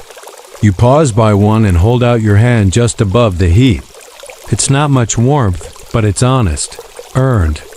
You hear faint music, a head flute, soft drum, the occasional shake of a rattle. It lures you toward a gathering space, a wide flat terrace overlooking the jungle below. A group of elders sits. In a loose circle, instruments in hand, their faces wrinkled but bright with amusement. A few younger villagers lean against the balustrade, chatting quietly. One offers you a chunk of roasted cassava wrapped in a banana leaf. It's sweet, chewy, a little smoky, perfect. You sit near the edge and dangle your feet over the stone, letting the music drift around you like incense. No one's performing, exactly. They're playing for the joy of it, for the way sound fills the space between people, for the way rhythm keeps time without a clock. One of the older men plucks his strings, instrument made from coconut shell and goat gut. Between plucks, he tells a story of a prince who tried to walk to the volcano's heart to retrieve a star. He made it halfway up, they say, before the mountain grew jealous and swallowed him. But don't worry, the prince didn't die. He just became the steam that rises from the crater at dawn. If you breathe it in, you dream of the future. Someone nearby smirks. Every village has a version, she says, clearly amused. Ours just has better endings. You grin. Your fingers trace the stone ledge absently, following the shallow cuts left by time and weather. The music continues, gentle and unhurried. A lullaby for the landscape. And there, finally, the moon begins to rise. Not sudden, not theatrical, just inevitable. It paints the temple in silver now. The same stones that glowed like fire this morning now look like bone and pearl. The jungle murmurs softly below, full of things that prefer the dark. Owls, civets, dreams. You lean back against the stone, full of cassava and music, and look up. The stars begin to return, tentative at first. 1, then 5, then 50. The sky becomes a bowl of quiet light. You ask one of the elders why they still live here, so far from cities, conveniences, phone reception. He just laughs. Cities forget too quickly, he says. The stone doesn't. You nod. No rebuttal needed. There's something about this place. It teaches without asking questions. It invites without knocking. And it holds your memory even as you're still making it. You close your eyes, just for a moment. Let the music, the breeze, the stone settle into you. You dream not quite asleep, not quite awake, of temples that hum, of bridges made of song, of volcanic ash turning to sanctuary under the pressure of human patience. You don't know how long you stay like that, but when your eyes open again, the music has quieted. The lamps flicker lower, and somewhere, just below the surface of your mind, the prince in the volcano smiles. When you finally stand and stretch, your spine crackles like a handful of dry leaves, and the cool air wraps around you like a shawl woven from night. The terrace is mostly empty now. A few elders linger, murmuring in low tones. Someone has fallen, asleep in the corner, snoring gently. You take that as your cue and start walking again slowly, because nothing here happens quickly. The path to your sleeping space winds behind a secondary temple wall, less ornate than the others but still carved with swirling glyphs and what might be stylized clouds, or fire historians still argue which. The debate might matter if you were trying to write a paper, but right now, you're content just to imagine that it means both. The stone beneath your feet is warm in patches where the day's heat still lingers. You pause to press your palm against one such patch. It's faint, but noticeable, like the last memory of sunlight trapped in the bones of the earth. Eventually, you reach a small outbuilding with a roof of layered thatch and volcanic clay tiles. Inside, woven mats are already laid out for guests. Like you, someone's left a folded cotton blanket, hand-dyed in marigold and teal. You settle onto the mat, adjusting the blanket over your shoulders, and let yourself listen. The temple doesn't sleep. Not really. You hear it in the background, the wind moving through open courtyards, the faint creak of a wooden lintel, a soft, rhythmic rustling like sand shifting through time. And lower still, like the beat beneath a lullaby, the pulse of stone settling into itself. Alive but ancient. As your eyes adjust to the dark, you notice something glinting faintly near the ceiling. A mobile, if you can call it that, made of obsidian shards and tiny bells strung from twine. When the breeze brushes it just right, the bells ring with a whisper. Not quite a chime. More like a sigh in metal. It feels like the temple exhaling. Lie back and stare at the beams above you, rough-hewn but sturdy. Probably carried up here by hand years ago, generations ago, maybe even during the temple's first lifetime. You imagine the builders, lean, sun-browned, laughing between loads, maybe arguing over whose carving was better, maybe humming something, soft and repetitive to keep the rhythm. There's comfort in that image, in the continuity of it all. The fact that someone else once stared at this ceiling after a long day of effort and thought, yeah, this'll do. You drift for a while, not quite sleeping, not quite thinking. And just when your breath starts to deepen, you hear something outside, a hush, a shift, a sound like fabric brushing fabric. You sit up slowly, blanket falling to your lap, and peer out the door. The courtyard is lit again not by torchlight, but by moonlight so strong it paints the stone white. And there, in the middle of it, is a slow procession. 5 or 6 figures in ceremonial garb ponchos of indigo and russet, tall feathered headdresses swaying in unison. They walk in silence, barefoot, each holding a small object, a jar, a bowl, a twisted loop of braided grass. You slip quietly out of your room and follow them, barely making a sound. Your steps soften by the smooth dust of the path. They move toward the central altar. Not for a ceremony meant to be seen, but one meant to be felt. A blessing, maybe, a remembrance. Or something else entirely. The leader, a woman with silver-threaded hair and a back as straight as an obsidian blade, raises her hands. Not high.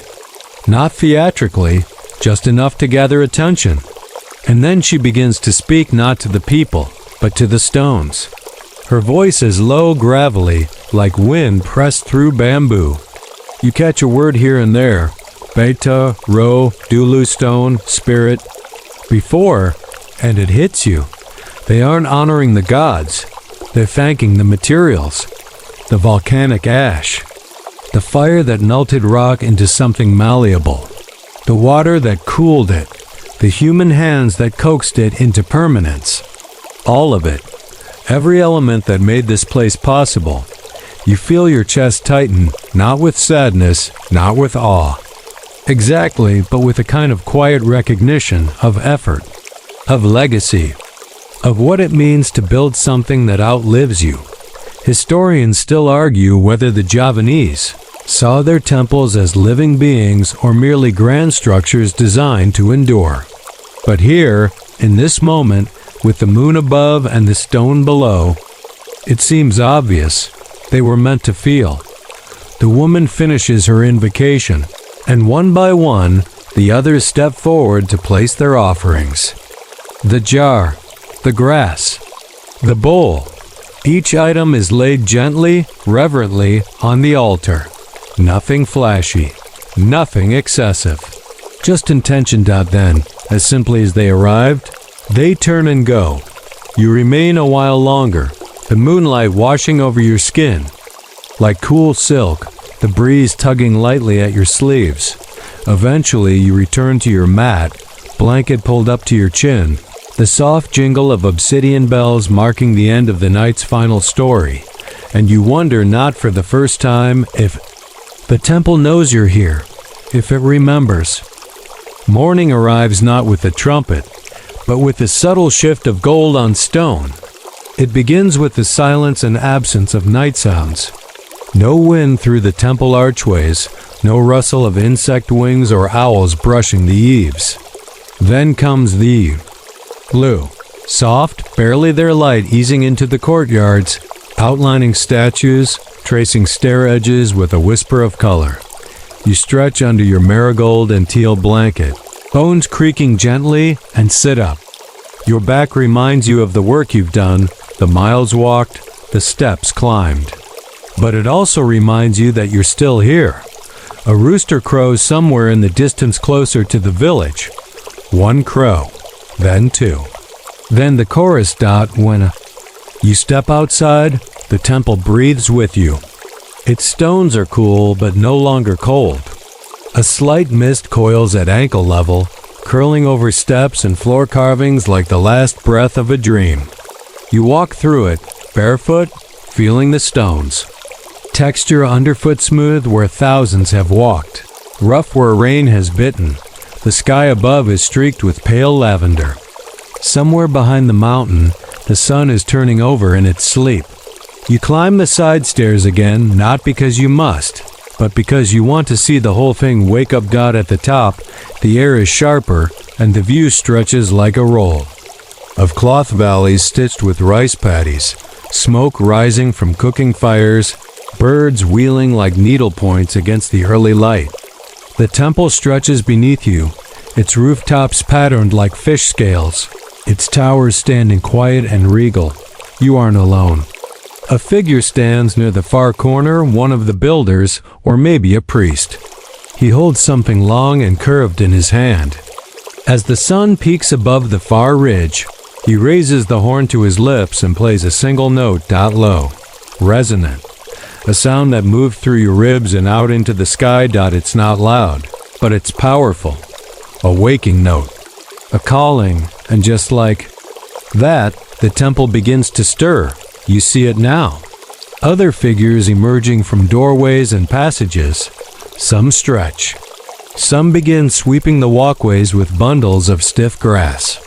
Others head toward the kitchens tucked in the lower terraces, where thin trails of smoke begin curling upward with the promise of breakfast. You descend slowly. A woman hands you a warm packet wrapped in banana leaf sticky rice mixed with palm, sugar, and coconut shreds. You thank her. She nods once, then presses a clay cup of tea into your hands. Steam curls from it like a blessing. As you sit near the base of the temple and unwrap the leaf, you can't help but smile at the unexpected softness of it all. Ancient temples, built from volcanic ash. Towering structures carved with impossible detail. And yet, breakfast still matters. You eat slowly, savoring each bite. The rice is sweet but grounding, the tea floral and earthy. You realize the food doesn't just fuel the body, it anchors the morning. It's a thread back to the world outside the temple walls. A reminder that life continues, even when the architecture tries to convince you otherwise. After eating, you're drawn toward one of the lesser-known sanctuaries on the far side of the complex, a shrine to Dewi Sri, goddess of rice and fertility. The entrance is framed by stone serpents, their coils looping protectively around the doorway. Inside, the air is cooler, shaded by heavy lintels and smooth basalt. Offerings have already been placed. Small clay figures, bundles of herbs, strands of dried rice. You place a fragment of your banana leaf here, humble, but yours. A gesture. You're beginning to understand how much that matters. You wander through side halls that smell faintly of sandalwood and soot. One chamber is filled with stone stupas, each carved with a slightly different motif. No one's quite sure why. Historians still argue whether these variations were intentional or the product of different artisan schools. Maybe it doesn't matter. Maybe the difference is the intention. You run your fingers over the carvings. Not too fast. Not like a tourist. Like someone who's allowed to be here. At the far end, you find a chamber painted with traces of red ochre and black soot, likely once much more vivid. A few outlines still remain. Mountains, fish, clouds with faces. One even looks like a turtle wearing a crown. It's charming, strange. A story barely remembered, but still held in the walls. Sit there for a while, breathing in the stillness. The temple holds you, not tightly. Just enough. Later, you make your way back into the sun. The courtyards are alive now, children carrying buckets of water, elders discussing repairs near a cracked step, chickens darting between stone pillars. Like feathered priests, someone offers you a woven hat to shield your face. You accept. You're starting to look less like a visitor and more like a thread in the fabric. And as the day brightens, fully sunlight turning the mist to gold, shadows shrinking into corners, you pause again and look back at the temple. It's not welcoming, not cold. It simply is. Timeless. Watching. And somehow you feel watched in the gentlest way. The midday heat arrives slowly, as if testing the temple's patience. First, it's the light, less golden now, more white, sharper. Then it's the warmth on your shoulders through the thin fabric of your borrowed tunic. By noon, even the stones seem to sigh under the sun. You retreat into the shade like everyone else. The inner walkways of the temple, built with a clever understanding of airflow and angles, stay cool no matter the hour. Air moves in measured, whispering currents through carved window slits, over shallow water basins, around thick columns that never seem to sweat. You sit with a few others near a colonnade, where wind chimes made of bone and bamboo hang in uneven rows. They aren't musical, exactly, but the notes are soft and curious, like questions asked without expecting an answer. A young boy offers you a slice of jackfruit on a palm leaf plate.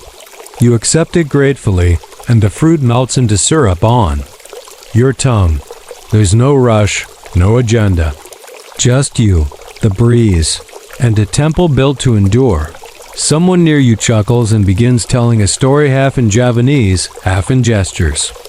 You catch only pieces: a monkey, a priest, something about a missing sandal, and a mischievous spirit.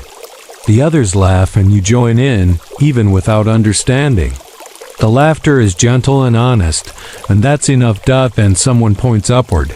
A small group of temple caretakers is walking the uppermost ledge, no railing, just sky and courage. They move with ease, balancing on the high perimeter like it's a village path. One carries a bundle of dried palm leaves, another a pot of thick black resin. Repairs, maintenance, upkeep for a place that never stops being sacred, even when no one is watching. You watch them work, amazed at the trust they place in stone and sky. Historians still argue whether temple maintenance in ancient Java was a formal religious duty or simply a community task shared among locals. In reality, it was probably both. Faith and practicality braided tightly, like the roots of a banyan tree. Later, you're invited to a storeroom tucked behind a low, lintel-heavy passage. Inside, the scent of cinnamon bark and dried turmeric hangs thick in the air. Shelves line the walls, filled with bundles of herbs, clay jars, and rolled palm leaf manuscripts tied with fine string. One of the temple librarians, yes, that's what they call themselves, even now unrolls a scroll for you. The text is in Old Kawi script, and though you can't read it, you admire the elegant loops and disciplined line work. Each page was written by hand, each line a meditation. You run your finger down one margin and feel a tiny fingerprint pressed into the palm. Leaf like a whisper from the past. The librarian points out small diagrams, geometric shapes, spirals, rising step patterns. You ask what they mean. He shrugs gently. Maybe instructions. Maybe prayers, or both. Outside again, the heat has mellowed. The sun has passed its peak, casting long shadows that make the temple feel even taller, more watchful. You stroll slowly through the courtyard where turtles rest under stone benches, and two boys play a quiet game involving carved shells and lines, drawn in the dust. You pause by a sculpture you hadn't noticed before. It's small, nestled in the wall like it didn't want to be seen too easily. A figure half woman, half bird with open arms and a quiet face. No name is given, no plaque. Just presence.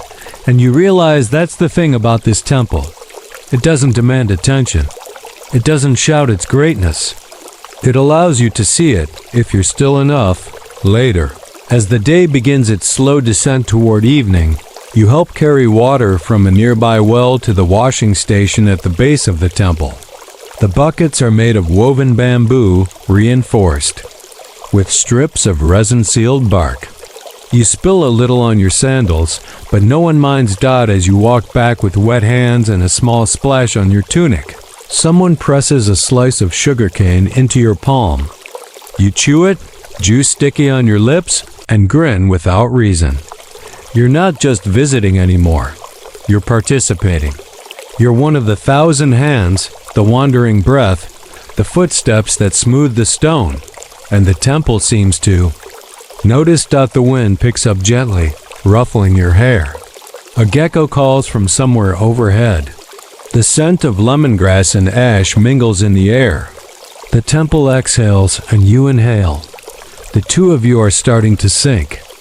By late afternoon, the light changes again, less sharp now, more honeyed. Shadows stretch across the courtyards like long silk scarves, and the air cools just enough to make movement feel like invitation rather than effort. You find yourself wandering into a lesser-used section of the temple complex.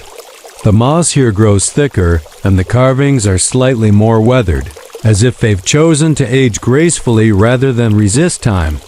A vine wraps around a statue's ankle like an old friend holding hands. At a quiet corner, you encounter an elderly man hunched over a pile of clay tiles. His tunic is stained with earth, and his fingers work slowly, methodically. He's repairing decorative roof tiles, each one shaped like a flower, bird, or celestial symbol.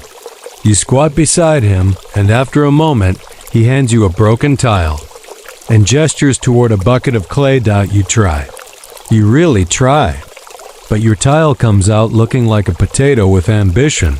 He doesn't laugh, just pats your shoulder and places it beside the others anyway. Even bad tiles protect from rain, he says softly in Javanese. Or maybe that's just what you hear.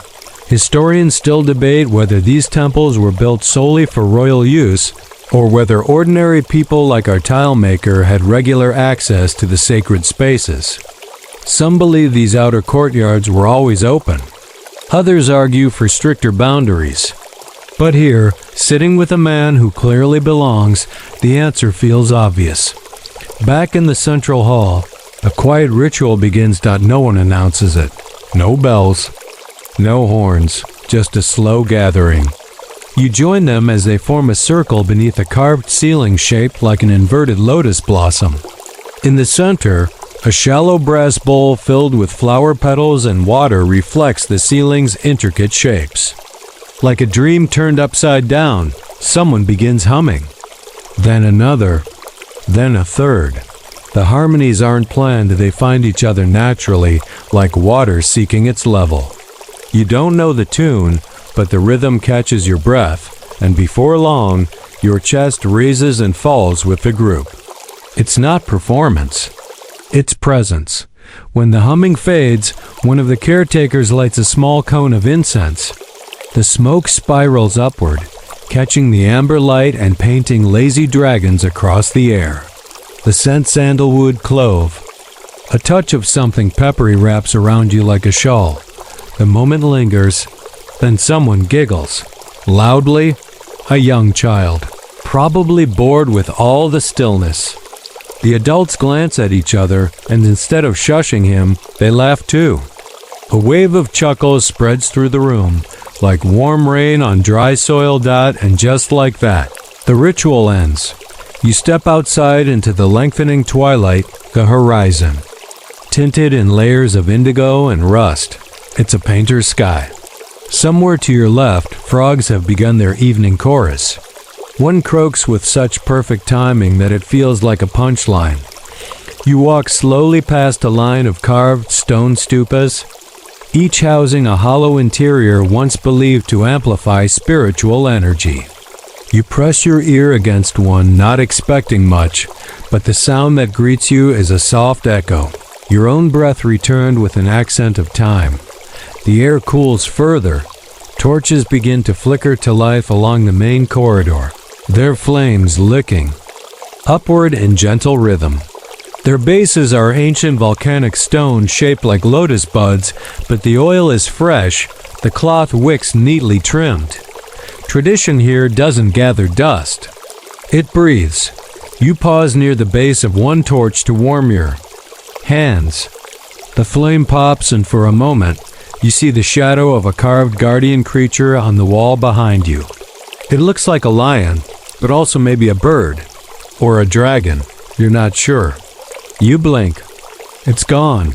A dog trots past, tail curled like a question mark, tongue out, ears up.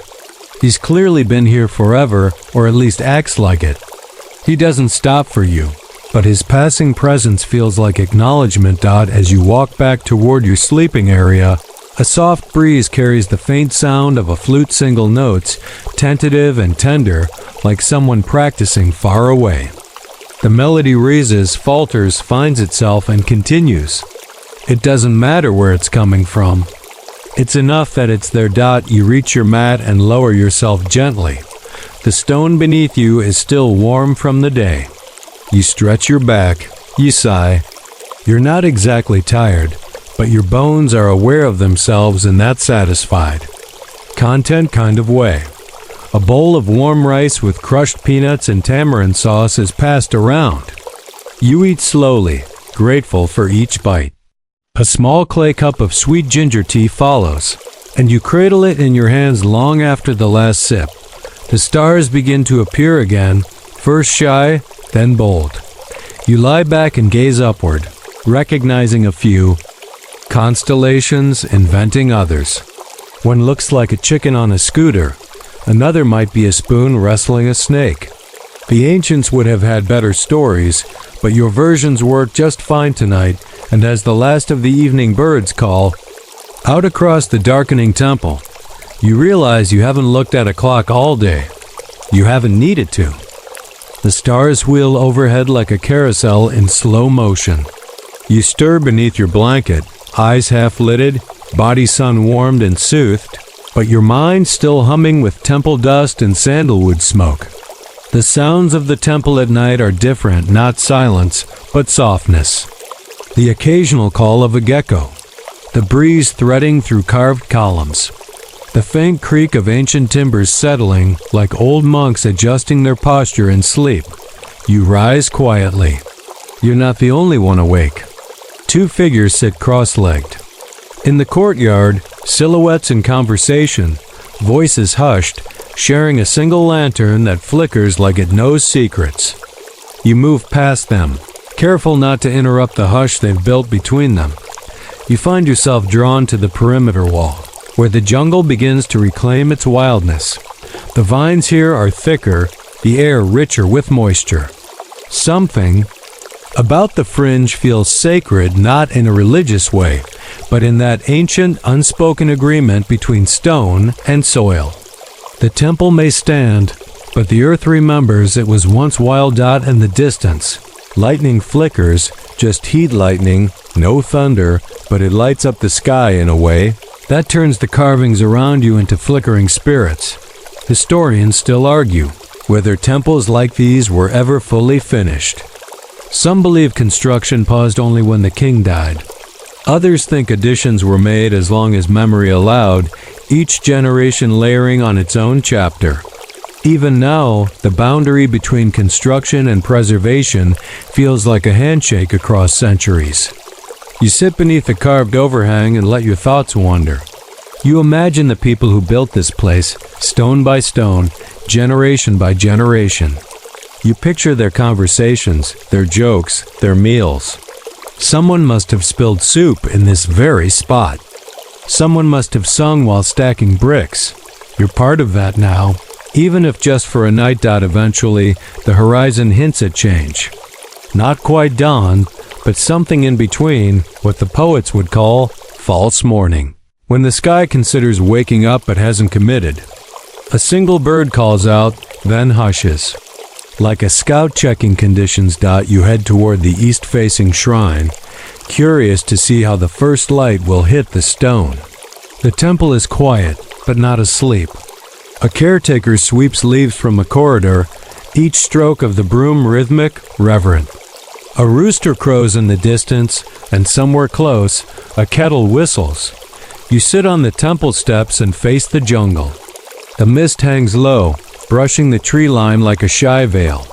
And then, almost imperceptibly, the light arrives. It's not dramatic. No blinding beams. Just a soft silver tint that slides across the temple, turning every mossy crevice into velvet and every carving into a sigh. You exhale. Not out of fatigue, out of reverence. Someone places a warm cup in your hands. You thank them quietly. It's a rice drink this time, sweet, thick, slightly salty at the edges. It anchors you, reminds you that you're real, that this place isn't a dream. You sip and watch as the sun finally crests the ridge. It hits the central stupa first. The top stone glows like a jewel just for a moment before the light cascades down over stone dragons, ancient prayers, blooming frangipani. The entire temple exhales, and then something unexpected. The sound of laughter. Children again. Not the same ones, but just as bold.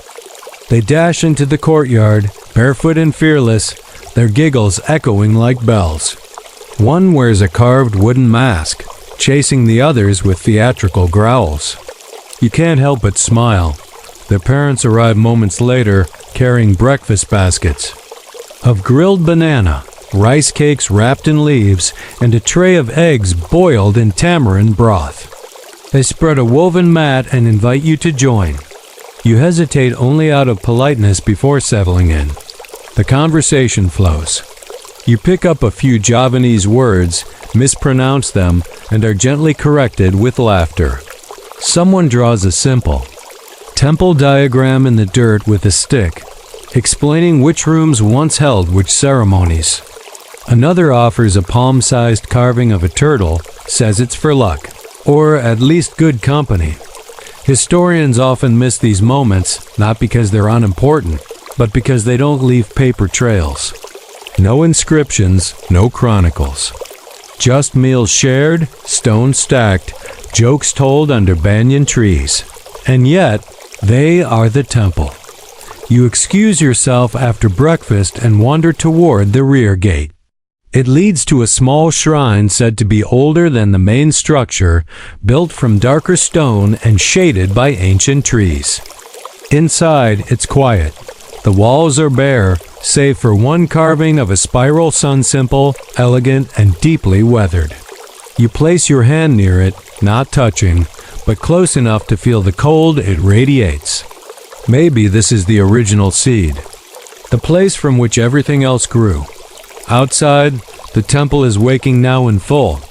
Traders set up stalls near the gate. A woman unrolls a cloth of woven amulets. A man balances a stack of palm leaf manuscripts. You purchase a small figure carved from lava rock, a bird with wings folded inward. It fits perfectly in your palm. You press your fingers into its stone feathers and wonder who carved it. Whether they smiled when it was done, you don't say goodbye to the temple. You just walk back slowly, stone by stone, moment by moment, as if you're taking the place with you. Because in a way, you are. You leave the inner shrine with your bird talisman nestled in your hand like a secret, its weight comforting in a way you didn't expect. The temple is now bathed in morning gold. The volcanic ash stones look warmer than before, as if they've softened in the sun. You pause and turn around, giving the place one last look. Not because you need to, but because the temple seems to expect it. Like a host waiting at the door to make sure you get home safe. Outside the main gate, the world feels louder. Not noisy dash, just ... alive. You walk through narrow paths hemmed in by wild ginger and lemongrass, the scent of both sharpening your senses. Farmers pass with woven baskets slung over their shoulders, filled with jackfruit and beetle leaves. One of them gives you a quiet nod. It's not a tourist's nod. It's an "I see you've been to the temple" kind of nod. There's a reverence here for having taken part in something sacred. You head back toward the small guest shelter at the edge of the temple grounds. Its humble bamboo frame, thatched. Roof, packed earth floor, but it holds your bag, your sandals, and that soft mat that somehow molded perfectly to your back last night. You roll it up and start preparing to leave, though you take your time. There's no rush here, just rhythm. A young boy comes by to collect the offering bowls. He works with the ease of someone who's done it 1,000 times. One of them still has a smear of coconut paste inside. You offer to help wash them, and he shrugs, then hands you one. You walk together to the spring-fed basin behind the guest shelter, dipping and scrubbing in companionable silence. The water is clear and shockingly cold. You splash your face and instantly feel more awake than coffee ever managed. Historians still argue whether these kinds of temple guest shelters were formally organized or simply accepted as part of the temples. Living space. Some call them proto-monasteries. Others argue they were just practical extensions of village hospitality. What's clear is that people didn't just visit temples for prayer. They lingered, ate, slept, reconnected. You dry the bowl on your scarf and set it on a sun-warmed stone. The boy has already finished his share and left without a word. Like a breeze. Like someone who knows this place belongs to everyone and no one. On your way out, you pass a woman weaving palm leaves into small rectangular mats. She hums while she works, tongue poking out slightly in concentration. Her fingers move so fast they blur. You ask if the mats are for sale. She says no, they're for temple ceremonies tomorrow. But she hands you one anyway, with a wink. For your shoes, she says, so they don't get jealous. You thank her and laugh, not quite sure why the idea of jealous sandals seems so deeply logical here. As you walk down the slope away from the temple, the air thickens with jungle again. Cicadas buzz in the upper canopy. The path underfoot is a patchwork of volcanic pebbles and gnarled roots. You take it slow, not just because it's uneven, but because you don't want to leave too fast. There's something about the pace of this whole experience that feels ... right, as if your body, for once, matches the beat of the world around you. Eventually, you reach a small village market. You can smell it before you see it. Turmeric, banana leaf, grilled rice cakes, and the unmistakable tang of fermented soybean tempeh drying in tidy stacks beneath woven mesh. You stop for a drink, and the vendor offers you isendal, shaved. Ice with palm sugar syrup and green rice flour jelly that looks like tiny snakes. It's odd, it's delicious. You slurp it gratefully under a scrap of tarp that offers just enough shade. Someone nearby asks if you came from the temple. You nod. They smile like they already knew. That's how it goes here, temple travelers. Move with a certain slowness, a certain softness. People can tell. You trade your last coins for a small packet of sweet rice wrapped in a banana leaf. Tuck it into your bag and keep walking. You don't know what comes next. Maybe a bus. Maybe a ride from a motorbike you'll flag down with a wave. Maybe just more walking, but you carry the temple with you. You feel it in your shoulders loosened from bowing so often, in your hands calloused from tracing carvings and stacking bowls, and in your breath which has, for once, found a slower, steadier rhythm. As the road curves, you get one final glimpse of the temple. Just the topmost stupa rising above the tree line, glowing faintly in the haze. You stop and watch for a moment. It doesn't feel like you're leaving. It feels like you've been given something to carry. The path takes you lower now, down through the underbelly of the mountain where the trees thicken and vines dangle like lazy snakes. You step over a small stream, the water tracing grooves in the dark earth the way pilgrims trace grooves in temple stone. Every step forward feels like a soft unwinding. You're not just walking away from something, you're walking with it, letting it settle into you like dust into the seams of your clothes. It's quiet. Not temple quiet, but jungle. Quiet. Birds fluttering unseen in the canopy. Frogs clicking from muddy corners. The occasional thud of a fallen jackfruit somewhere off trail. The breeze shifts and you catch the scent of volcanic stone, earthy, metallic, tinged with sulfur and moss. A man approaches from the opposite direction, balancing a long bamboo pole across his shoulders, baskets hanging at each end. One basket holds mangoes, the other carved wooden figurines. You ask if the carvings are for sale, but he just smiles and says, "Not yet. They're not finished." You look again and see that they're rough, only half-shaped. Faces not yet formed. He nods toward the temple behind you and says, "That's where they learn how to wake up." You're not sure if he means the statues or the people. Maybe. Both. You continue on, your body easing into the slope, your breathing calm. A signpost points to the nearby village of Tlogoputri. The letters are hand-painted, slightly crooked, and you love them for it. You follow the arrow and find yourself on a narrow dirt road flanked by rice paddies. The green is so intense it almost buzzes in your vision. Egrets stand ankle-deep in the water, occasionally stabbing their beaks down like they're arguing with the mud. A woman walks alongside you for a while, a bundle of banana leaves balanced on her head. She doesn't say much, just hums a tune you recognize from the temple. It's the one the elders sang the night before the blessing ceremony, the one that sounded like a lullaby for the mountain. You hum along softly. She doesn't look over, but her smile widens. You pass a stone well, its rim moss-covered, the water dark and still. There's an offering perched precariously on the edge, a few frangipani blossoms, a pinch of rice, a broken cracker. You don't know who left it or when, but you add a flower from your own scarf. Just because, historians still argue whether this practice of spontaneous, decentralized offering is truly religious or simply tradition. Is it belief? Habit? A way to thank the land or hedge your bets? Some say it's just ritual inertia. Others argue it's how communities maintain spiritual conversation with a landscape that never stops speaking. Whatever the reason, it feels right.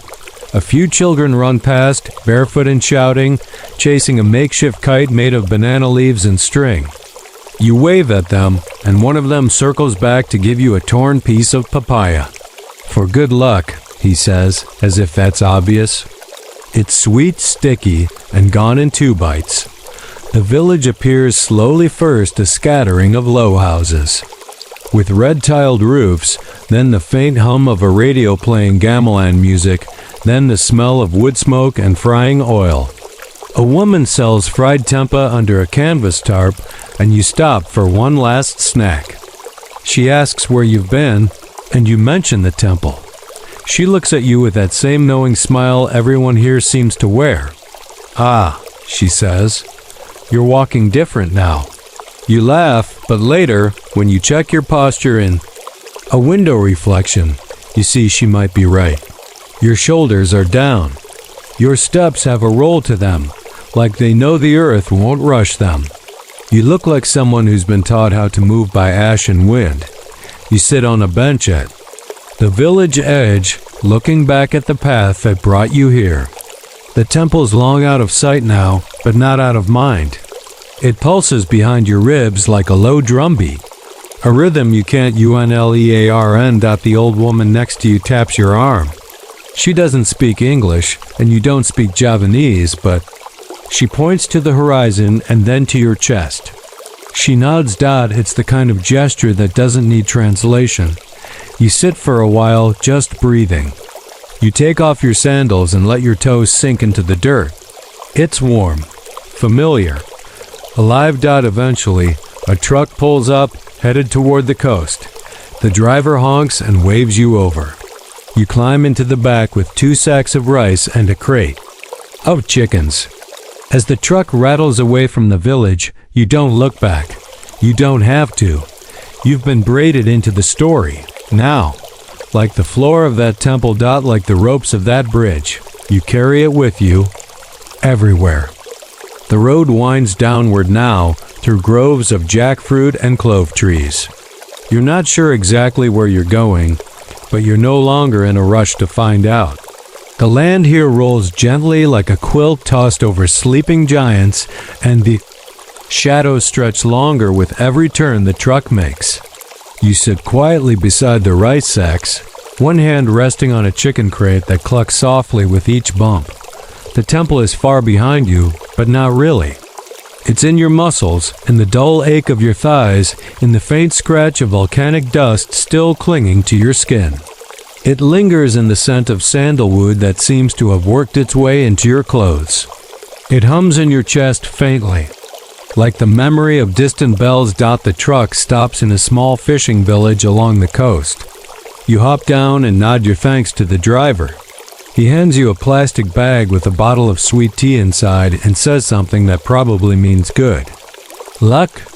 You take a sip. It's overly sugary, but cold and oddly perfect. You follow a path down toward the shore. The sand is dark, almost black from volcanic sediment, and the waves roll in gently like they're being careful not to wake the mountains behind you. There's a boy drawing something in the wet sand with a stick zigzag lines that look a lot like temple carvings.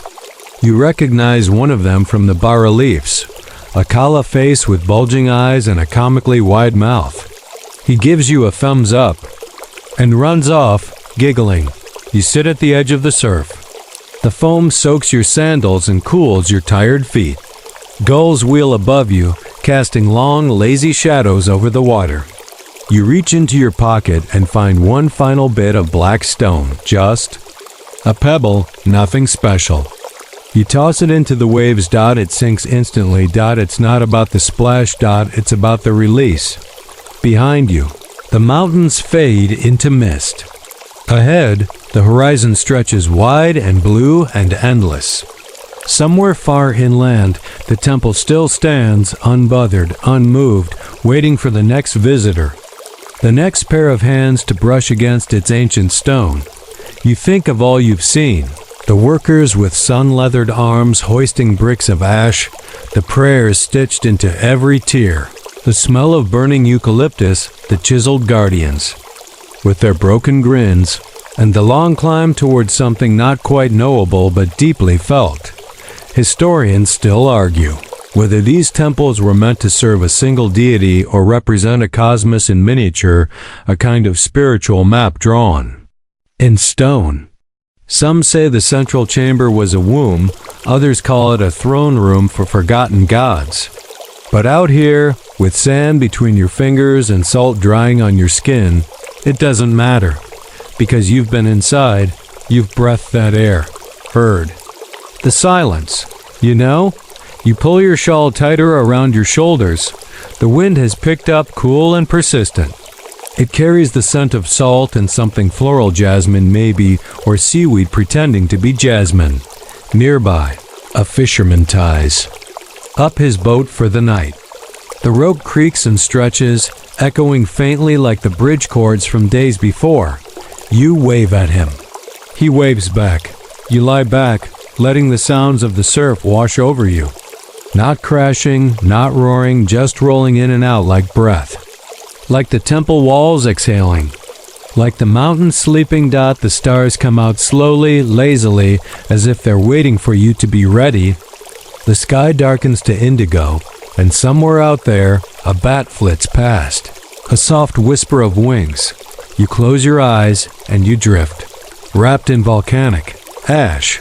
Carried by ancient stone. Held by ropes of time and memory. You've made it across. You've built something sacred. And now you rest. Asterisk and now. As your body settles into stillness, let your thoughts slow to. Let them drift like smoke curling upward from an ember. Nothing urgent remains. Nothing demanding. Just the soft rustle of wind through palm leaves. The distant hush of waves kissing shore. The quiet weight of a warm blanket pulled just beneath your chin. You've walked through centuries tonight, through dust and prayers and volcanic stone, through labor and laughter and offerings left beside sleeping wells. You've built a temple. With your hands, even if only in your mind. You've lit incense. You've pressed your palms against ancient walls and felt them press back. It's okay to let go of all of it now. It's done. The story will wait. The temple will wait. The mountain will hum its low lullaby whether you listen or not. So breathe. Slow and steady. Feel your shoulders soften. Your jaw unclench. Let your hands go still. Your feet go heavy. Let the gravity of the earth hold you like it held those stacked bricks carefully, reverently. Inhale again. And exhale. And know this. The story remembers you. The bridge remembers. The ash remembers. And they're all still there, holding space for you whenever you want to return. But for now, There's nothing more to do. Just rest. Sleep well.